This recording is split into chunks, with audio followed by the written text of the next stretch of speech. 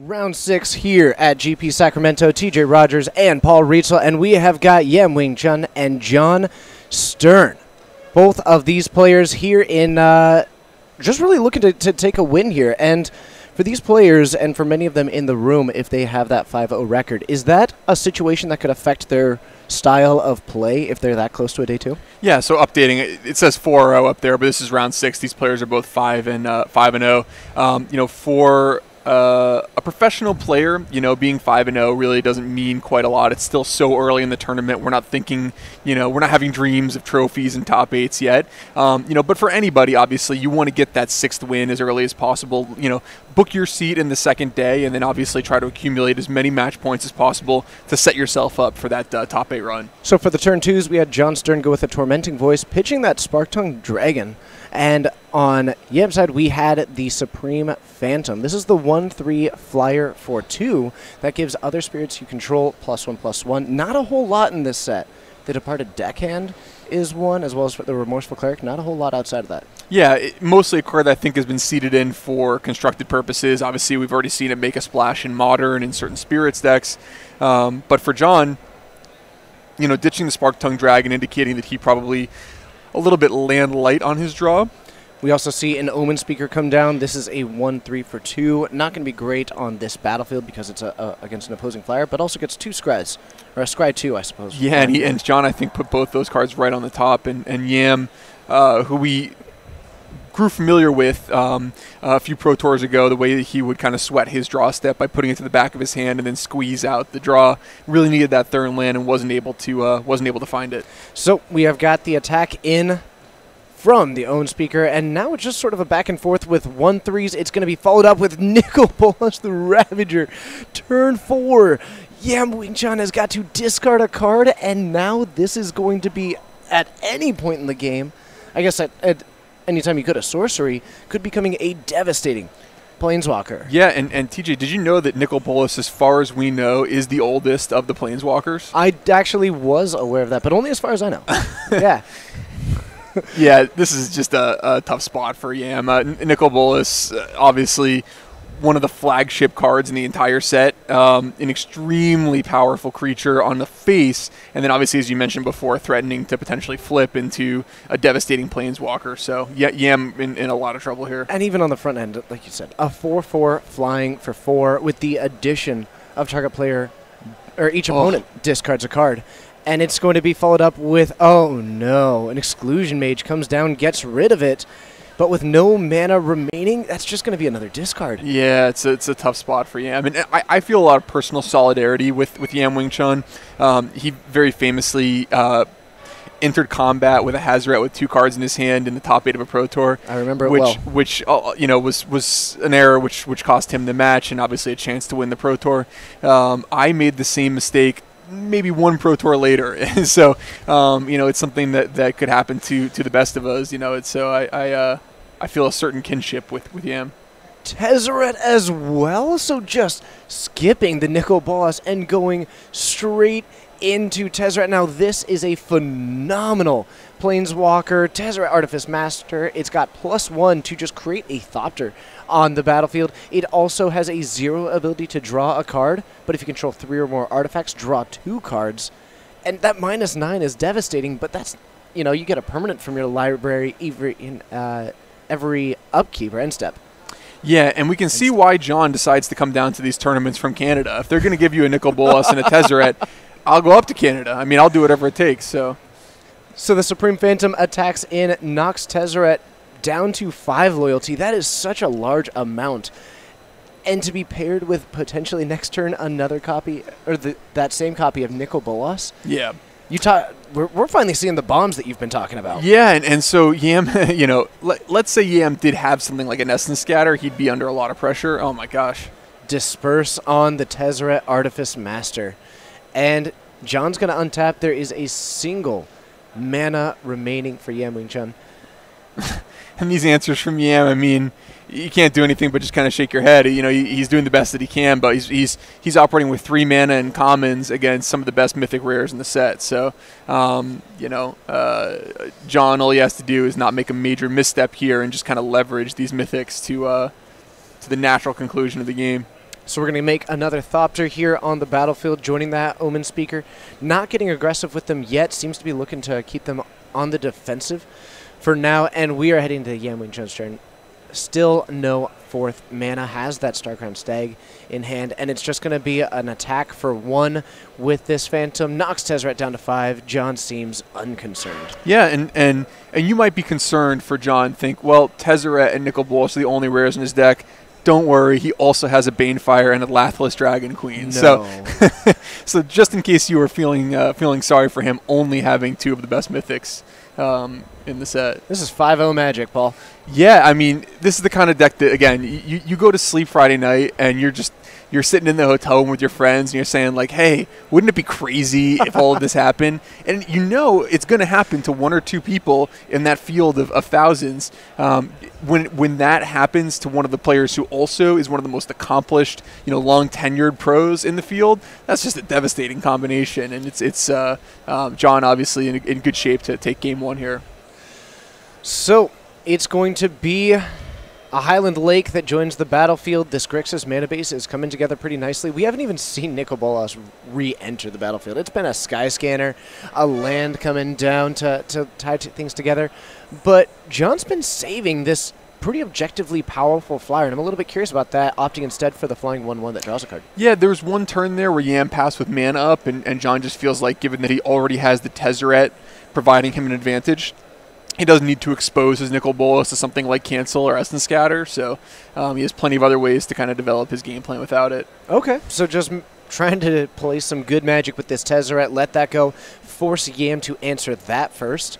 Right. And then once that mana is spent, follow it up with a Nicol Bolas. Right, and John has about 8 cards in his hand, so, it's just one of those situations where he almost can't mess it up. Yeah, of course, get your Lathless out before your Nicol Bolas. That's just Seal Deck 101. Because now, when you play the Nicol Bolas, you get a 5/5. The plays come together.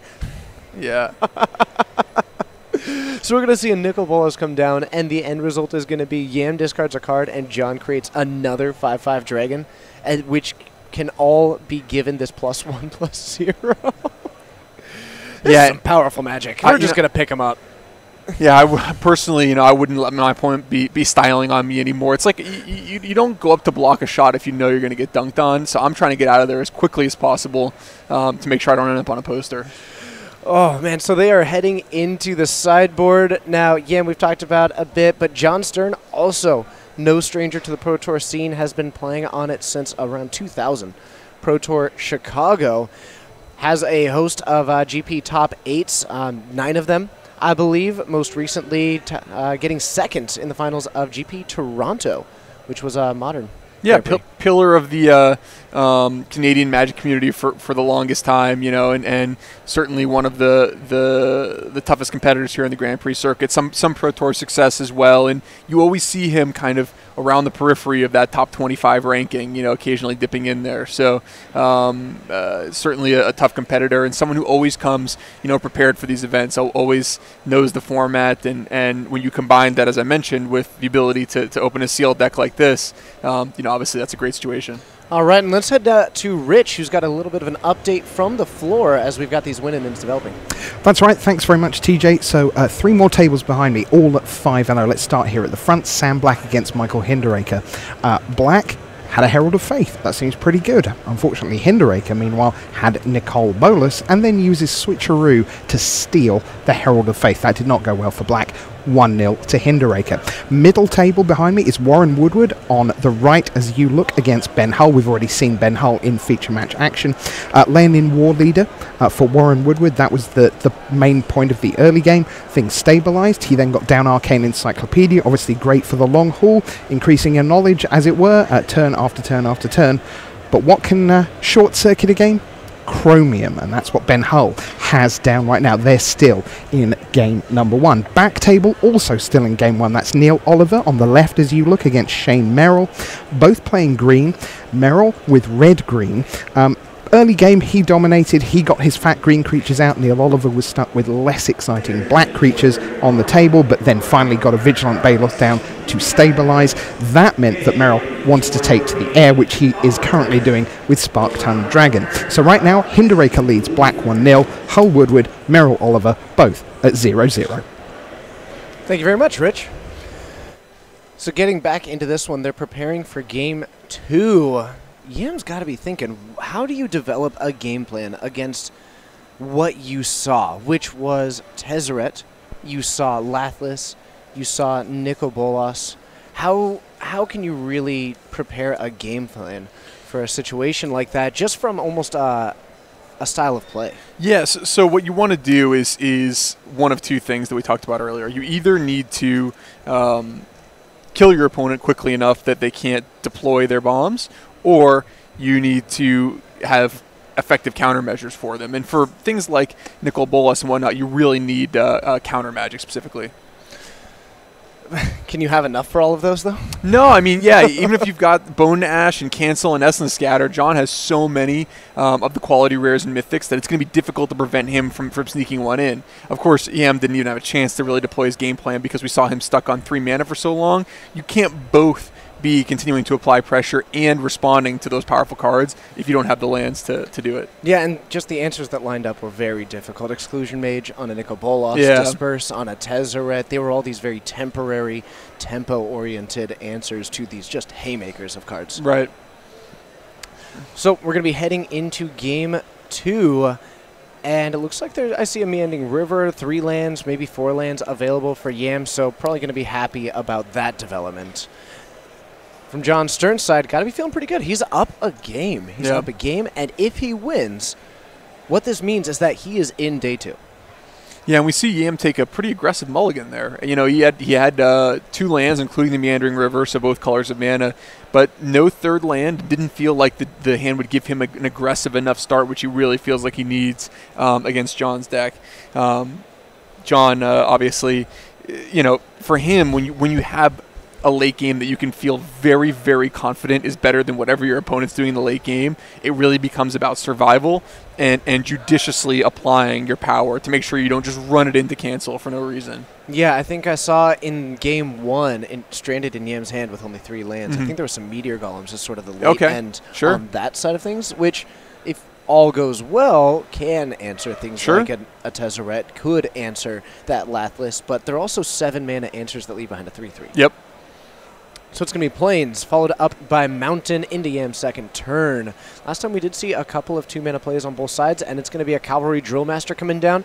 2/1 does have this additional ability to give a creature +2/+0 and Vigilance when it enters the battlefield. Yeah, +2/+0, I think, in First Strike, right? Oh, I'm sorry, you're right, First Strike. So, you know, Cavalry Drillmaster is one of those creatures that we talked about earlier, which is a 2-drop. You're fine just hitting it on curve, but late in the game, if you draw it, it's going to have some utility for you. It can usually help you sneak through a threat. In the meantime, it's just going to be a nice attacker. Yeah, and he needs to get through damage. I mean, Yam wants to get John dead. Even if Yam has some rares and mythics of his own, they're very unlikely to be able to compete in the same stratosphere as John Stern. No, I mean, we saw a couple of the cards that are, the flagship card, Tezzeret, which I've been told is, you know, really one of the powerhouse cards in that top tier of cards that you could even open and sealed. Yeah. So this is interesting. You know, it seems like John has some options here. His mana has developed really nicely. He wants to kind of figure out how to maneuver these early turns. It's going to be a Dragon Egg coming down to the battlefield. This is just going to be a small defender now. This is a card that's difficult to remove, though, because when it does die, you end up getting a 2/2 Dragon with Fire Breathing as a token. Yeah, and Yam's draw is not very strong here. He mulliganed into a hand that had both colors of mana, so he kind of was obligated to keep his hand, but not a lot of follow-up to that Cavalry Drillmaster, and the situation that he did not want to have happen, which is giving John the time to develop his mana and board, it appears to be playing out. How do you feel about a card like Dragon Egg in this set, with cards like the Exclusion Mage, like Disperse, like totally lost, where those tokens might be a little bit of a liability. Is this still a card that you've got eyes on? It's okay. Yeah, it's certainly not a spectacular card or something you're really excited about. There are some sacrifice synergies where occasionally you want to be able to sacrifice one of your own creatures. I think it particularly shines in John's deck. We mentioned the Lathless obviously earlier that it synergizes with, but mostly the fact that it just disincentivizes your opponent from attacking you and can buy you some time to be able to just, deploy your game plan. We did see a divination from John Stern, and what you're saying about the Lathless is because the Dragon Egg is a dragon, but as is the token, which means that if you have that Lathless out and you cast this Dragon Egg, you get a 5/5, and if it dies, you get another 5/5. That's a lot of synergy. Right, and we see John has Tezzeret in hand. But also 5 mana on the opposing side. Yeah, he's just going to risk it. And it is going to be rewarded. This is going to resolve this Tezzeret we saw come down last turn. This is going to plus up and make a Thopter, which is going to help defend it from that Supreme Phantom if John Stern does decide to do so. But really, it's only 1 damage that's even coming in. Yeah, and just unfortunately, a tough sort of non-match for Yam Wing Chun here. Unfortunately, he wasn't really his draws didn't work out. One game without lands, and now one with a bunch. And John obviously with an early Tezzeret in both games, that's going to threaten to really run away with it again. So you got to feel for him. We're going to head into that draw step, and now it's just a matter of tightening that lead. Right. Every single time, you just want to keep eking out this advantage. From my understanding. You got to think to yourself, what are the rares and mythics that my opponent could have that get him out of this mess essentially that I'm in. You have a pretty good idea he doesn't have counter magic in his hand, or he would have used it on Tezzeret. But could there be something like the Golem, the Meteor Golem that we talked about earlier that could kill my Tezzeret, and how do I press my advantage while I have it? So this is going to be an explosive apparatus coming down to the battlefield. It acts as a nice little removal spell when you need it, but it's also going to have some nice benefits with this Tezzeret, because that second ability, draw a card, but if you control 3 or more artifacts, draw 2 cards instead. We see an Aviation Pioneer come down. We're going to zero that, and it's just 2 cards. You've got 2 Thopters in that apparatus. That drawing 2 cards for a 0 ability on a Planeswalker is a lot. Brutal. Yeah, and John has it all here. I mean, Yam needs cards that don't exist in the format, something like Planar Cleansing or Hour Revelation to get out of a mess like this. Might have to wait for the next set to come out just to find an answer to this board state. Yep. All right. Might have to put a little bookmark in this one. Honestly, if Yam had that in his hand, he probably would still be a fairly sizable underdog in this game, just because it would leave John with the dragon, and John's hand is still stacked with powerful cards. Wow. So we do have the 7 mana. There is the possibility of that Meteor Golem now, but it's going to be a 5 mana play, and it's just going to be the Gearsmith Guardian. Though there is a blue creature out, this is a 5/5, which is pretty sizable for 5 mana, especially in a blue-white deck. Yeah, and now you're thinking, okay, if you're Yam, how do I find my 1% chance here, right? The thing that pops into my head, at least immediately, is to develop yourself a really wide and powerful board, and then maybe have something like Sleep, for example. That's the kind of card that can get you out of a real mess like this. Yeah, Sleep, very powerful card. Tap each creature your opponent controls, and they won't untap during the next step, which means that you can get 2 free combats, essentially, with the only exception being whatever cards they're able to deploy during that initial turn where they can't untap. So Lathless out on the battlefield, Tezzeret on the battlefield, Dragon Egg, Omen Speaker, Aviation Pioneer, a couple of Thopters. The Dragon Queen is here, and she is ready to be heard. Yeah, and now it's kind of like, what do you do now if you're Yam? I mean, he's obviously thinking about what are these paths, and they just seem to all be kind of closing in. So John's deck really kind of showing the delta in power level between his and Yam's, and unfortunately this is something that just happens sometimes. But tell me a little bit about the patience of John Stern. You notice Yam Wing Chun is still at 19 life. There's an enormous board on John's side of the battlefield. This has recently been joined by the Lathless, which is helping out a lot. But this has been a very patient game plan for John. It seems like he's really just working on assembling an army rather than actually applying this pressure out of the board state. Yeah, I mean, now with Lathless being able to untap with it, and with Tezzeret, he really just wants to protect those engines for as long as possible. When he decides to turn the corner and start to attack Yam, he's going to be able to deal damage very, very quickly. Sparkton Dragon as well. This not even choosing to pay the additional 3 has... Oh, okay, we are going to. Take down the Supreme Phantom, make a 5/5 Dragon with that Laughless Dragon Queen. Now you've got that 3/3 flyer, 8 mana, getting a 5/5, a 3/3, and bolting something. Yeah. That's good value. Yeah. And now we see, again, now John is going to decide, okay, now's the time to get in there and attack, and it may only take one more combat step here.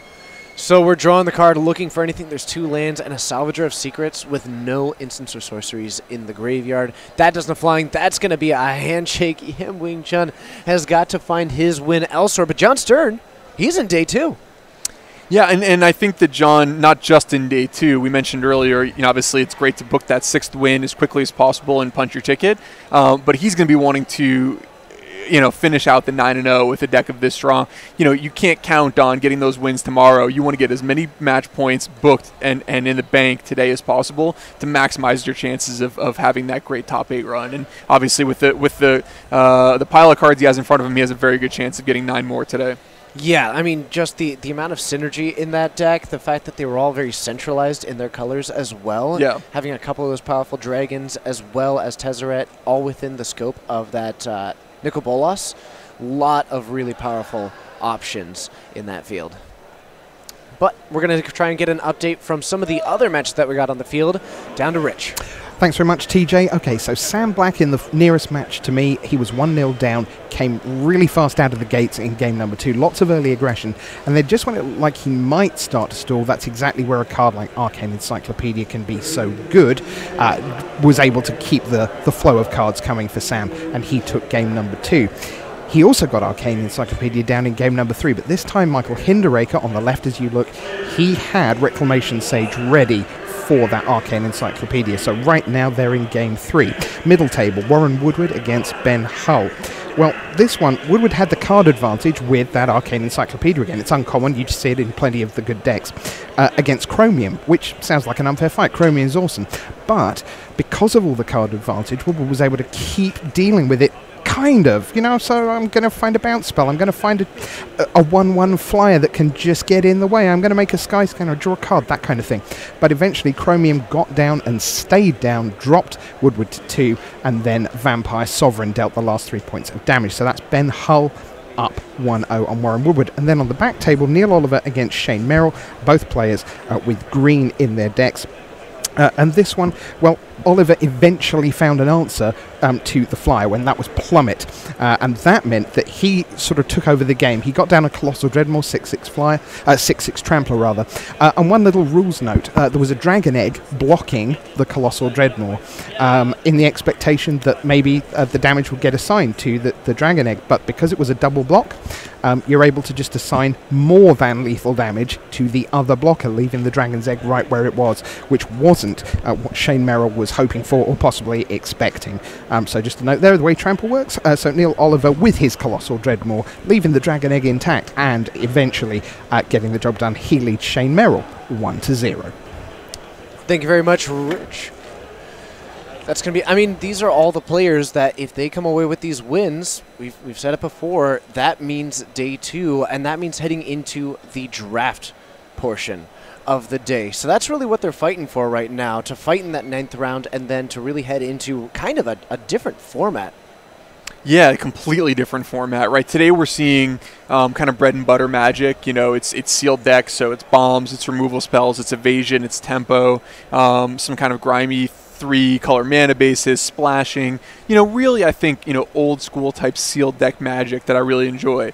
Tomorrow, I think, for people who watch limited Magic quite frequently, is going to be a lot more familiar to them. So the archetypes are going to be a little bit tighter. You're going to see some, not necessarily pure build-arounds, but synergistic white-blue artifact decks or black-red active trees and sacrifice decks. Decks of that nature that we haven't seen as much of today because you just don't open those cards when you're opening 6 booster packs. You really need to be in that 8-person draft environment in order to find them. Yeah, that absolutely is a pretty difficult position to be in, but they should be able to come away with a win. But tell me, we just saw that match. what was the card that really set the tone? Yeah, it was Tezzeret, the Artifice Master. I mean, Tezzeret, we saw in Game 1, immediately kind of ran away with the game. So much so that John didn't even really need the Nicol Bolas that bounced to his hand. Tezzeret just made the Thopters and took it away. In Game 2, John had an interesting decision point. He had the Tezzeret on turn 5, but was facing down double blue mana, a bunch of cards in hand, and a bunch of open mana representing something like potentially cancel. He elected to just commit the Tezzeret to the board. Yam did not have the cancel, and then Tezzeret started making Thopters, and then eventually, when it made enough artifacts, started drawing cards and just absolutely walked away with the game. Yeah, that card really put on a showcase of what a Planeswalker can do, especially in a core set where it's fundamental Magic. But here in round 6, we're going to have more Magic coming at ya. TJ Rogers and Paul Rietzel, and we'll be right back after this.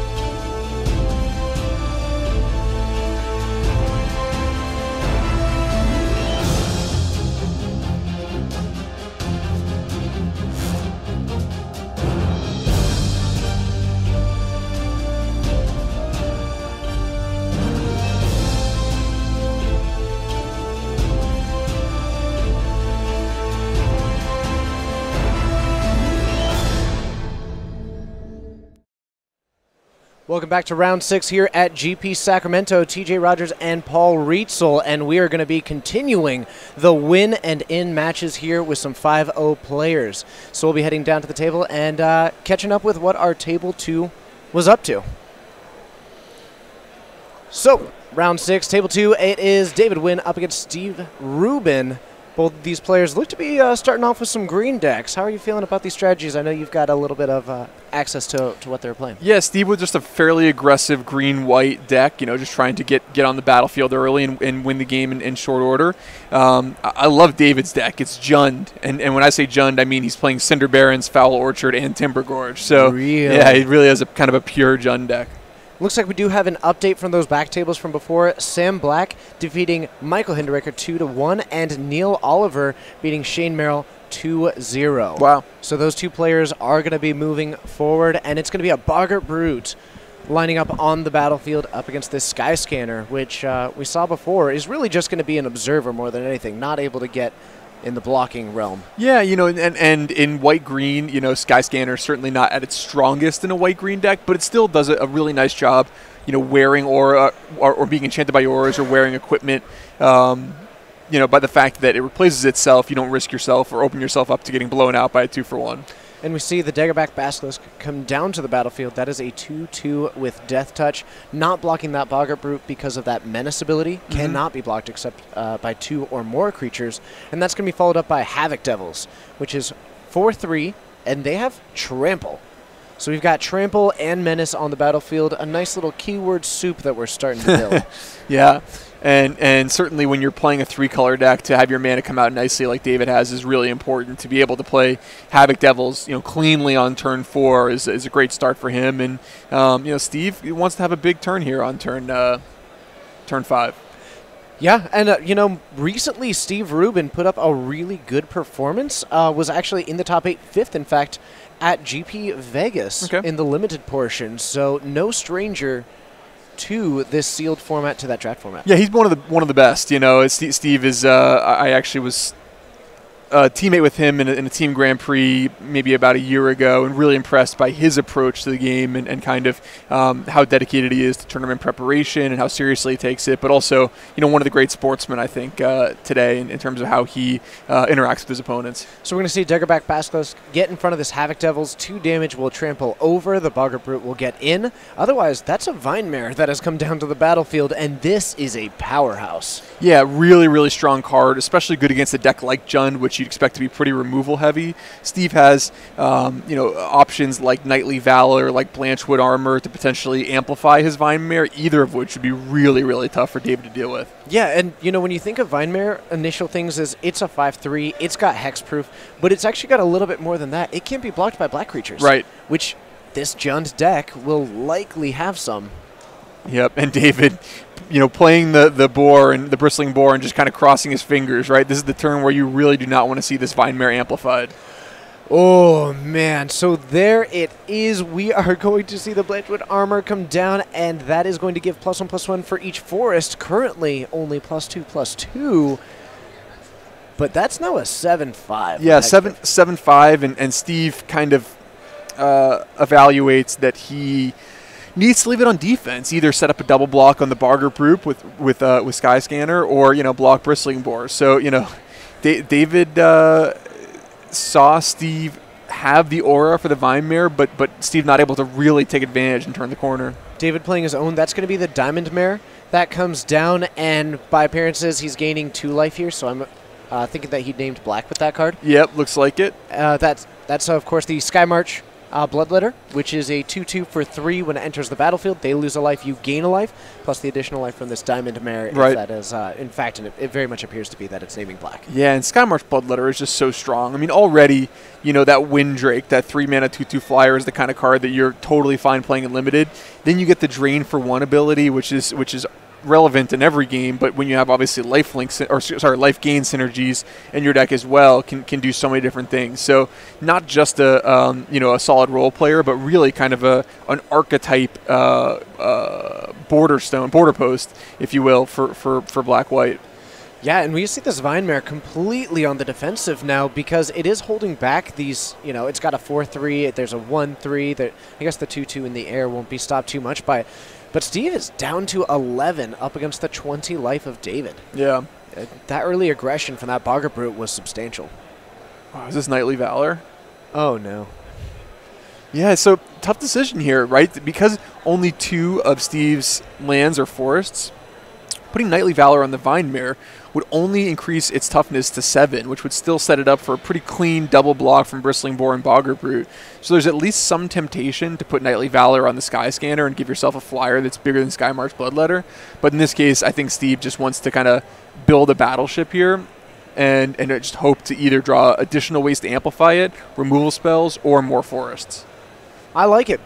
It's build your own monster. It's certainly build your own monster, but he doesn't currently on the battlefield have a good answer to that Bloodletter, and at 11, he can't take too many hits from it. Yep. We do also get another Knight with Vigilance. That Knightly Valor, in addition to giving +2/+2 in Vigilance, it creates another token, which is why we see that one now on the battlefield.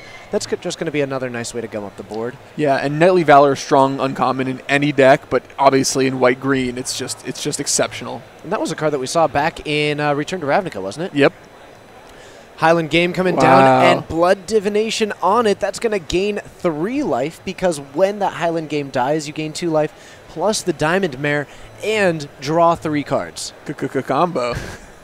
That's just good deck building. Yeah. This is good stuff. So 3 cards joining the hand. That Blood Divination, I think we were talking a little bit earlier. You like that card in Sealed. I do. I like it quite a bit, yeah. A card like Highland Game, not a good card in sealed deck, right? It's going to just get outclassed so quickly when the game goes along. But you get the luxury of including cards like that to stop yourself from getting run over by an early rush if you have cards like Blood Divination in order to cash them in for additional cards later in the game. So here, David's able to cleanly turn that Highland Game and the Blood Divination into 3 fresh new cards, which digs him deeper to bombs, removal, the kind of things that he needs.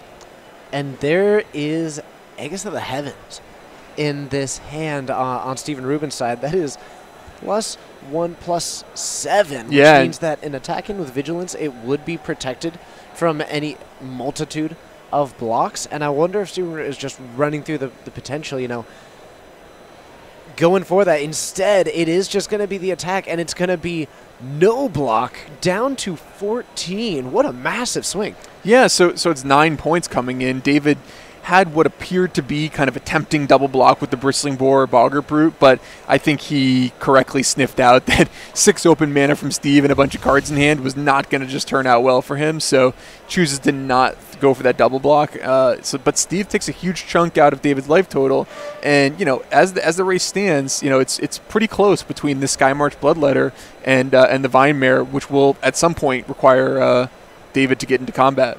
Yeah, it is notable, not very impactful on the board right now because it is turning sideways, but the Skymarch Bloodletter is unable to block the Vinemare moving forward. And if there ever comes to a point to where David is trying to be on the more defensive, that will not be part of that game plan. The Vinemare cannot be blocked by black creatures. I think, and just as importantly, right, future black creatures that David plays will also not be able to. Wow. Reclamation Sage coming in. That's a 2/1 that when it enters the battlefield, destroy target artifact or enchantment. There are some good options on this field. Wow, interesting. And he chooses the Blanchwood Armor over the Knightly Valor. So the Blanchwood Armor obviously was threatening to grow the Vinemare larger if Steve were to draw more forests. But that Vigilance from the Knightly Valor is what's allowing Steve to attack with the Vinemare and not just leave it back on defense. So, I think a fascinating strategic choice there, and interesting to see David make it on the Blanchwood Armor. Yeah, I mean, it's kind of a tricky situation because you're either looking at the potential growth. They're both at +2/+2 right now, and how do you balance that with trying to really plan for the long game? And you see here, Declare Dominance is just going to be absolutely brutal. Wow. So Declare Dominance, all creatures must block it if able. +3/+3. That means that we are looking at 10 power on this. Yeah. So even if the Vinemare is going to fall, it is going to take quite a few of these creatures with it. Yeah, and this Aegis of the Heavens just going to make your average 11/15 creature. Your basic, your normal 11/15.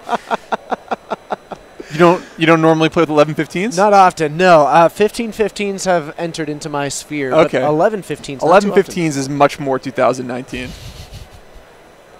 Steve Rubin's on that next year strategy. Yeah. Wow. So that is just back-breaking. Yeah. That entire board, Declared Dominance just became a sweeper. Yep. Skymarch Bloodletter against the world, us with a Sky Scanner with this Knight, and now this Vigilant Vinemare, which is back to being a lowly 7-5. Yep. With Vigilance. Yeah, now David, well on the back foot, would love a copy of Banefire or something like that right now. Declared Dominance just seems like such a powerful tool. It reminds me a little bit of Sleep in some ways. Yeah, and obviously, Vinemare, one of the very best tools to use with it because, no risk of some sort of horrible thing happening. So it's going to be Colossal Dreadmaw that comes down to the battlefield. This was no stranger to us. It's been all over the place today. 6/6 for 6 with Trample. Also a dinosaur. I personally love that. Yeah. And, it's certainly, as the battlefield stands, does threaten to trade off for that Vinemare, so... Yeah, it'll be interesting if Steve decides to take that or if he wants to just play a little bit more patiently now that he is down to 5. He's got to be a bit cautious, I imagine. Yeah. 1, 2, 3, 4, 5, 6, 7, 8. David, I wonder if the life totals are right because we had David at 14 or sorry at 14 the turn before and we had him taking 3 in combat. I could have sworn he took 5 during combat, 1 from Sky Scanner, 2 from the Knight, and then 2 points of Trample from the. The Vampire, does the Declare Dominance give Trample or not? I do not believe so, but I will double check right now. They've printed this card in so many different iterations over the course of Magic history. It does not. Okay, so that explains this. Life totals are correct. Yep.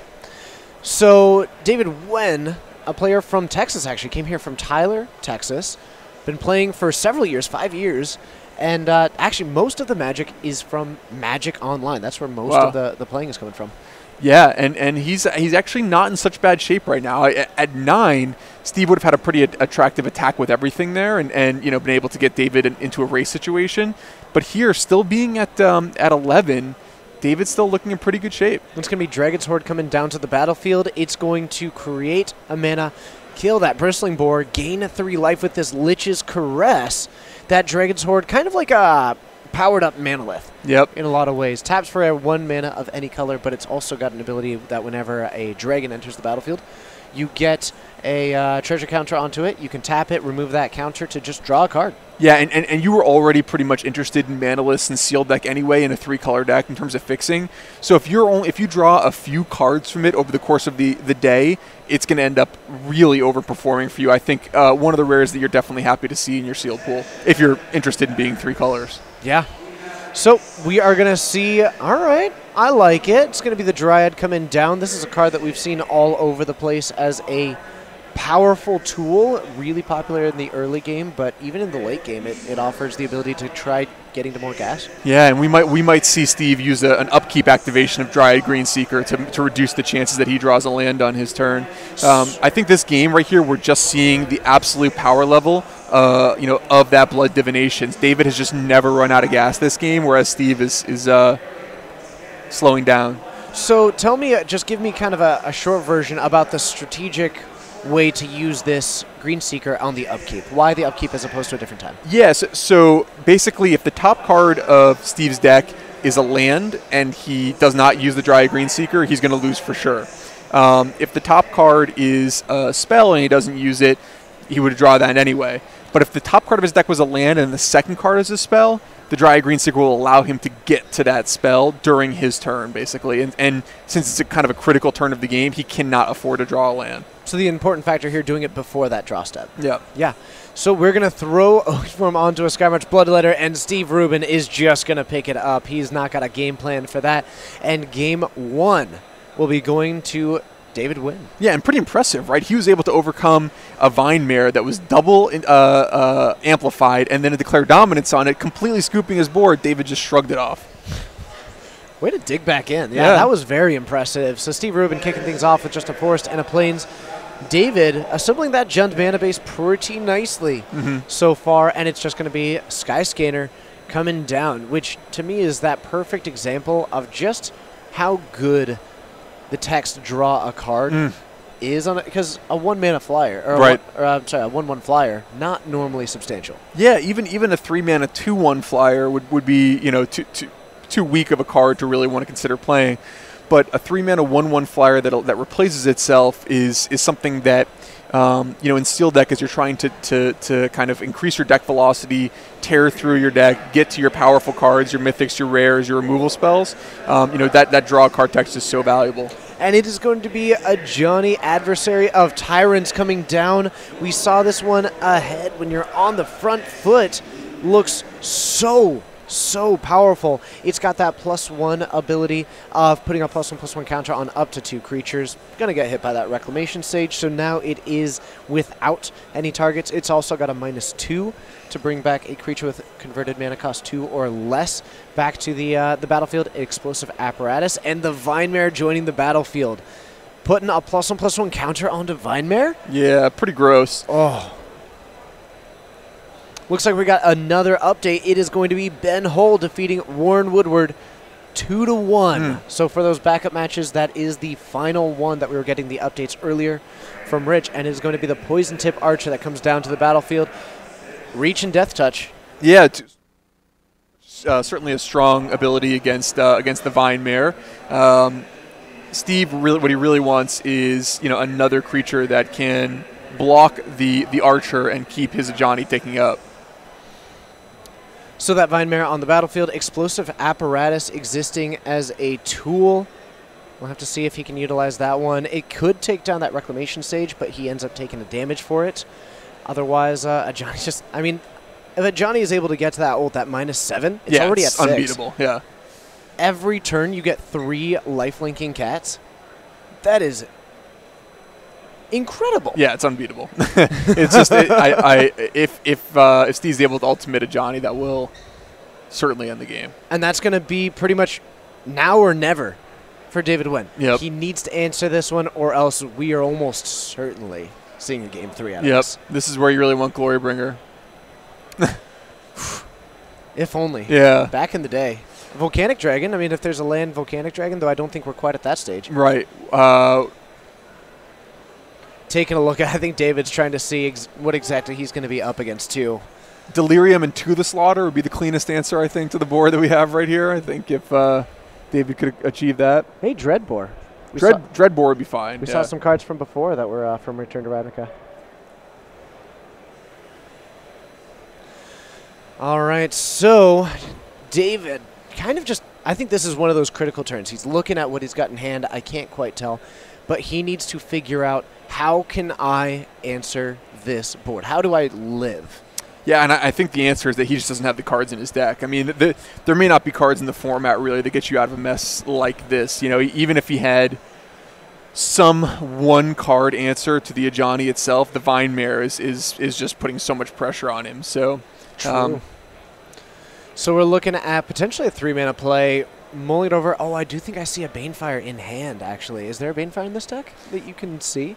Yeah, so he does have access to a copy of Banefire. So I wonder if the consideration is to just go for a Banefire to buy some time. Instead, just, no, this isn't going to go the way that I want to. I respect that. Yeah, he could have probably dragged that game on for a few turns, but he had no equity left in the game, so he just decides he's going to save everyone some time. Plus, there is the benefit. Steve Rubin does not know about that.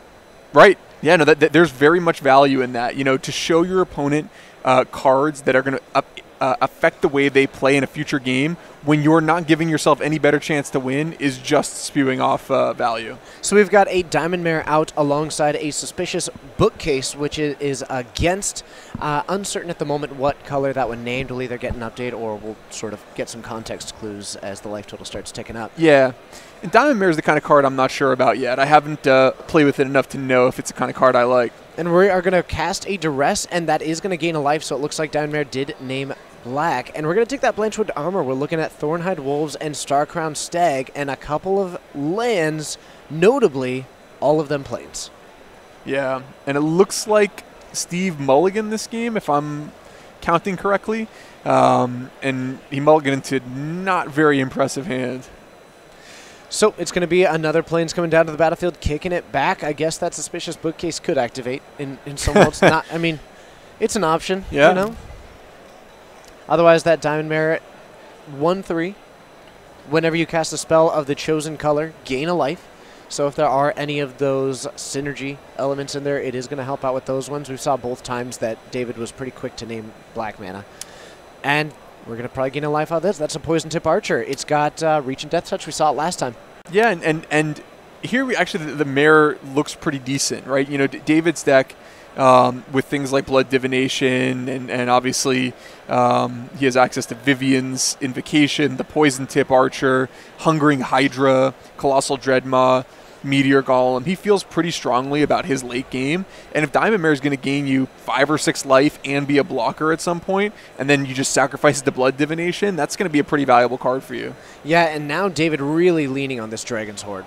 We're seeing that, you know, land drops are no longer hitting the battlefield on David's side of things, and just needs to find some sort of way. We're stuck on 4 mana. That Dragon's Horde does quite a bit. It's a lot better than being stuck at 3, but those lands is going to be pretty critical. Yeah, and Steve is just frustrated, I think, here because he mulliganed, his opponent's a little bit mana light, and Steve just cannot find a basic forest and be able to really put the pressure on David, and it's going to give David time to find that critical 5th source of mana.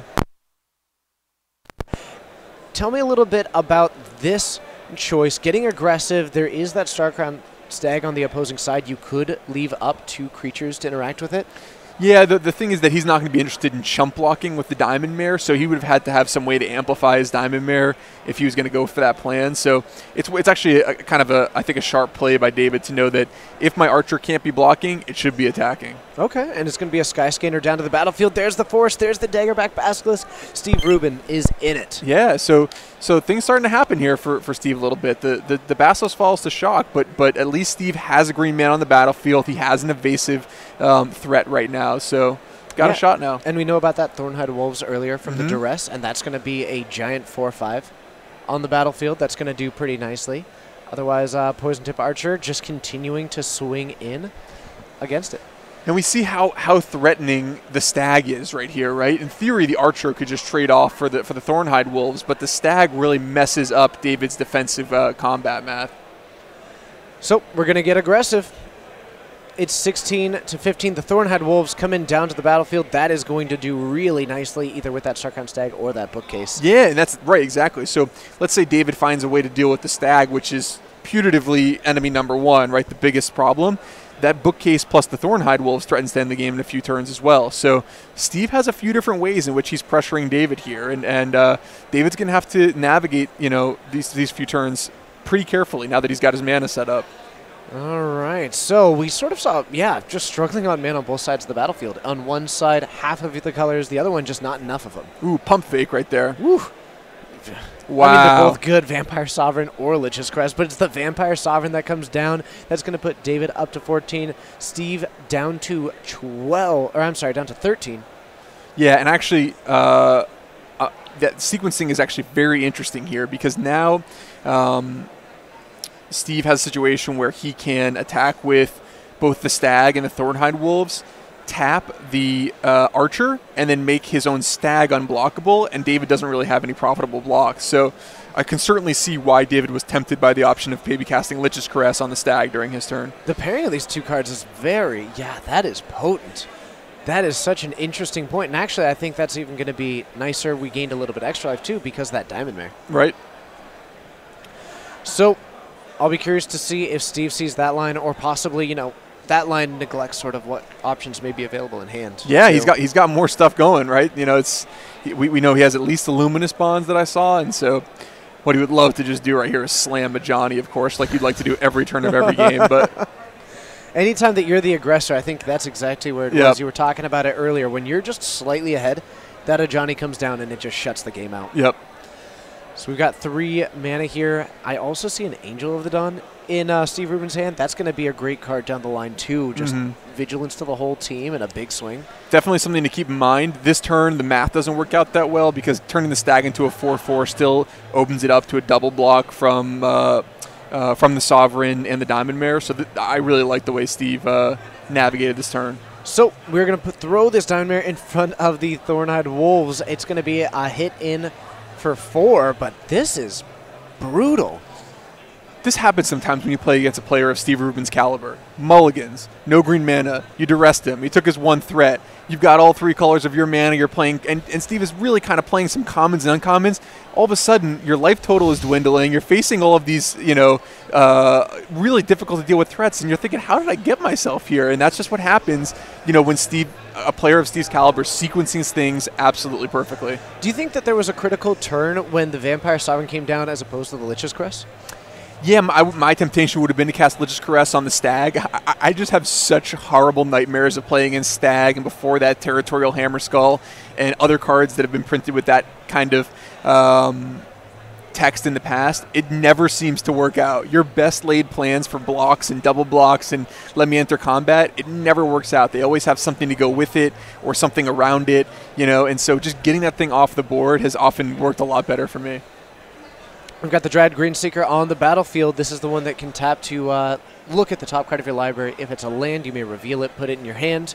So that is also going to just help Steve really make sure that his draws continue to be beneficial. Yeah, and, same kind of options available to him this turn. Mm-hmm. I think he's thinking, does it make sense for me to play this Angel, or does it make sense for me to utilize the Suspicious Bookcase? And I honestly don't know here. This is interesting. He could put Dave in a situation where he has to put his Archer into combat to trade off for something, but I think that he's going to just elect to. Angel of the Dawn. This is a 3/3 flyer that when it enters the battlefield, we are giving a boost to the team. That's going to be +1/+1, and it's going to be Vigilance. This has got a lot of potential in its swing. I can see you just counting right now. Yeah, I was wondering if he would make a play like this, and he is gonna do this exact play that I thought he might, which does cause his Stag to die in combat, but is going to come in for a huge chunk of 9 damage, and then he has a few different ways in which he's threatening lethal next turn. I mean, 2 flyers on the battlefield when there will be no others, and we'll be losing the Poison Tip Archer, which was one of the main cards holding them back. So there's going to be both the Angel of the Dawn and the Skyscanner available, and David's going to find himself down to 2 life, though there is some potential in this deck that we've seen as far as life gain. Even the Lich's Crest would gain 3 life. One cool thing about this play is that because of the Angel giving Vigilance, Steve has still set up his Dryad Greenseeker to activate on end step, meaning that it's very likely that Steve is going to draw a spell on his next turn, right? He's going to be able to kind of churn through the top of his deck, and any spell in his deck is really strong right here. True. We might even see end step and then upkeep activation. Certainly could. And yeah. You would have to take 3 lands on top of the library to not draw a spell. It's happened before. So a mountain coming down, and for David, when he is eyeing down a board that could very well be telling him that he needs to find his win somewhere else. Yeah, so the Lich's Caress, I think, is overtaxed right now, right? Yeah, both the Bookcase and the Angel are immediate lethal threats. Yep. So he's going to have to kill one of those and then find another answer for the other one later. As weird as it sounds, you may want to just kill the Bookcase now. Even still, that Steve would have the option of maybe making an Alpha Strike, and that would kill David if he didn't have anything. So David really needs multiple somethings, all starting with Lich's Caress. Wow. Lighting up the 5 mana on the right, wondering what can I do with this 2 mana on the left. There's the Dragon's Horde, which is also offering an additional mana, so could be the Lich's Caress at a 3 mana play, but it's got to be something this turn because that is an impressive board. That Angel of the Dawn, like you said, 3 damage, which means that it's lethal. David doesn't have a flyer. That Suspicious Bookcase can get the Thornhide Wolves through. That's lethal. Also, there's still the Skyscanner, which, sure, David's only at 2, but that's going to keep on going. And it looks like he agrees with you. Lich's Caress pointing at this Suspicious Bookcase. Yeah, I mean, the Angel is certainly easier to deal with. So now Steve is going to have an interesting question here. If David says go, which he does, he has a kill on board if he wants to go for it. We see Forest revealed off the top from the Dryad Greenseeker.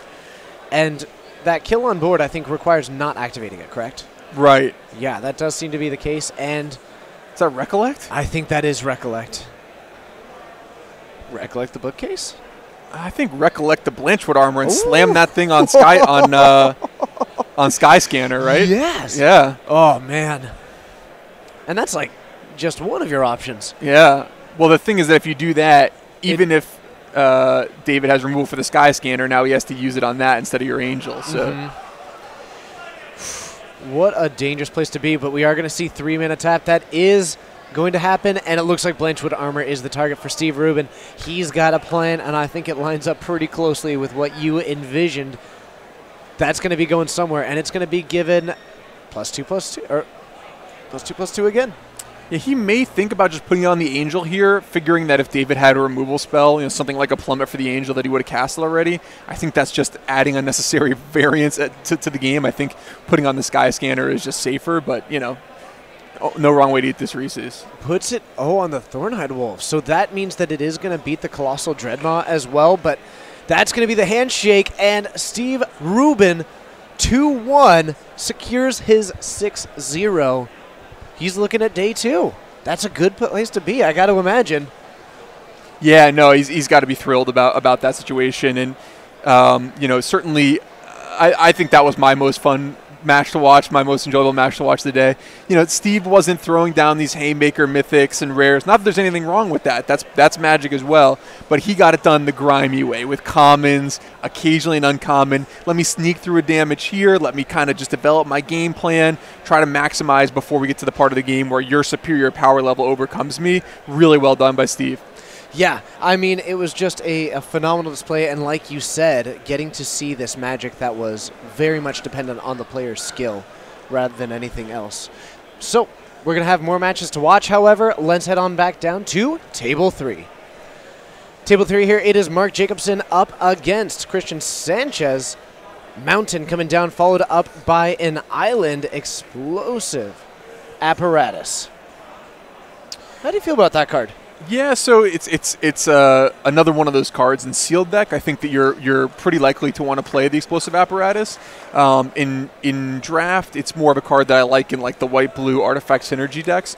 But sometimes your opponent has a utility creature or something else that that you just absolutely have to kill, and so playing things like Explosive Apparatus, while fundamentally a poor rate, are just necessary.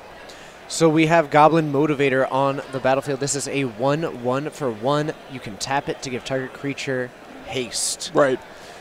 Yeah, and Goblin Motivator tells me a couple things. Tells me that this person probably wants to be aggressive. Bugger Brute swings in, like you said. And it usually signifies that they put Volley Veteran in their deck as well. Yeah.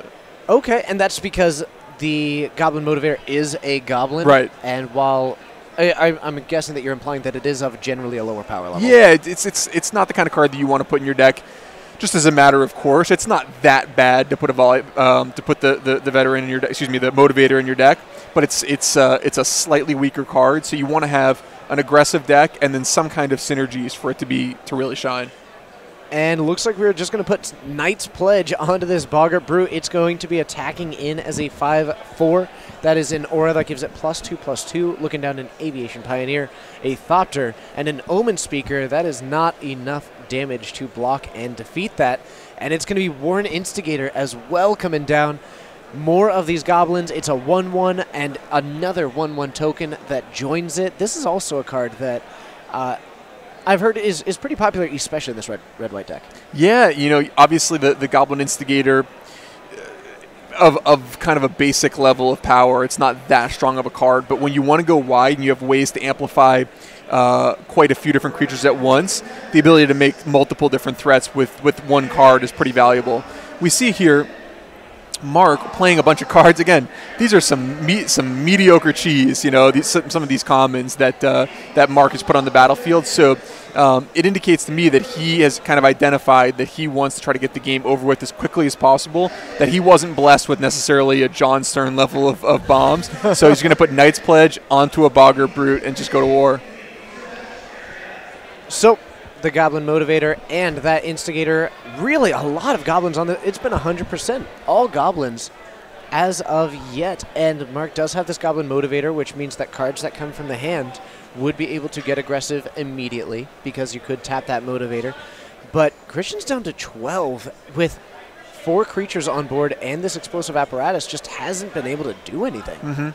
Yeah, Christian definitely on the back foot here, and wow. Oh, there's that volley veteran. You were talking about it. This a very powerful option when it enters the battlefield. Deal damage equal to the number of goblins you control to a creature that they have. Takes down the Snapping Drake. It's also a 4/2, so we might see the Goblin Motivator activate on that one, but it is a 4/2. Yeah, so Mark thought a while before casting it, trying to figure out, do I just want to send in the Bogger Brute or do I want to get aggressive? And he's going to go with the less aggressive, but I think correct play here. Bogger Brute has a very safe attack into a tapped out opponent. He gets a free 5 damage in and doesn't necessarily throw any creatures away in combat. So with a board like this on the left from Mark Jacobson, my mind is immediately thinking Inspired Charge, Trumpet Blast, maybe even Heroic Reinforcements with a good pool. Is there anything like that in this pool? And also, what's kind of the number that you're looking for in a deck like this? Yeah, he does have access to a copy of Inspired Charge and a copy of Heroic Reinforcements. I usually like between 2 and 4 of those type of effects in this type of strategy.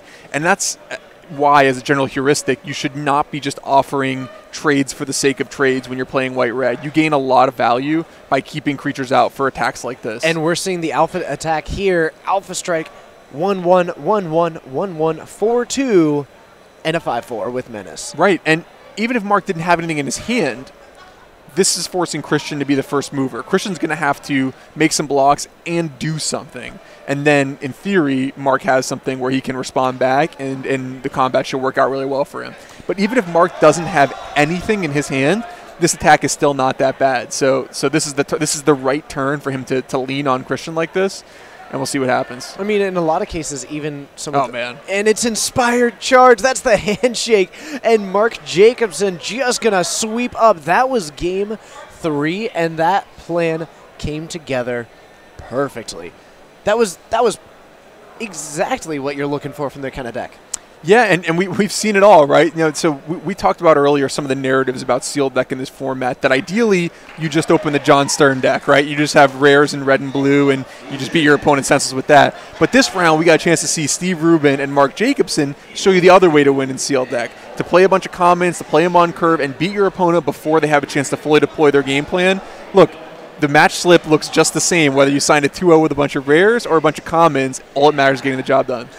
Well, we are going to be heading into round 7 next. We're going to have more win and ends on the way.